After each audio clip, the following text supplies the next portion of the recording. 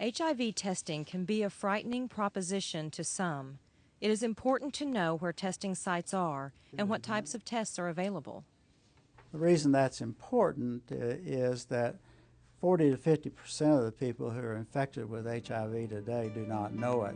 If you don't know it, then you can't take precautions about spreading to other individuals, and you don't know that you need to be monitored to see when the appropriate time is to begin taking the antivirals. And in those individuals who are unknowing, they may progress on to full-blown AIDS. The Arkansas AIDS Foundation in Little Rock is one of the best resources for people looking for HIV testing services, as well as education and prevention programs.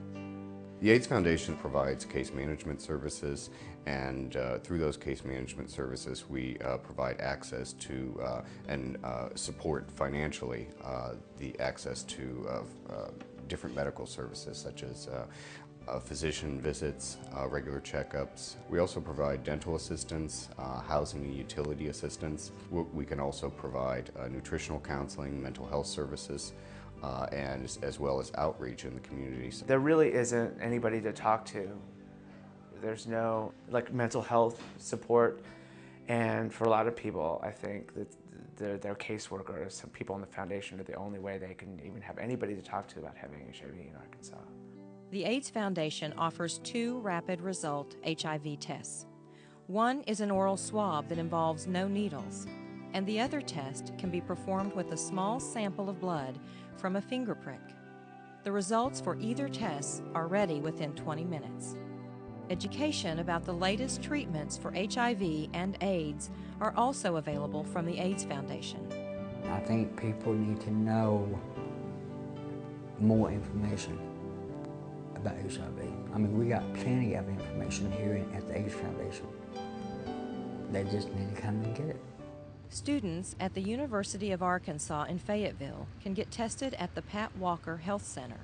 We have a free HIV screening program called Close Encounters, and it runs on Thursdays and Fridays for part of the day.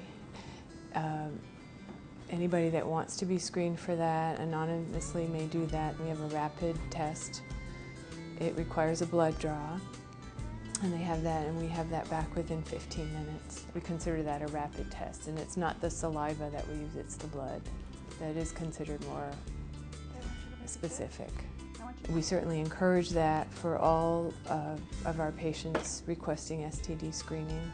The health center also has educational outreach in addition to their free testing. Dr. Mary Wyatt Hebert is an assistant professor with the Health Science Department at the U of A, but she also acts as a health educator for the health center. When presenting to students on campus, I more or less talk globally about STIs, sexually transmitted infections in general. If you're at risk for one, you're at risk for any. And we talk about some of the risk reduction and prevention strategies. We look at what are some of the positive aspects of practicing those particular strategies, as well as what are some of the more difficult aspects or the challenges of practicing those strategies. Knowing about treatment options is an extremely important part of living with HIV or AIDS. We have very effective treatment for HIV today. The drugs that are available today currently on the market target the replication cycle of HIV at various different sites. The future is promising for the western part of the world, the industrialized part of the world. There's a lot of hope. If people are able to take their medications and the medications work for them, the chances are an individual is going to live a normal life expectancy with HIV.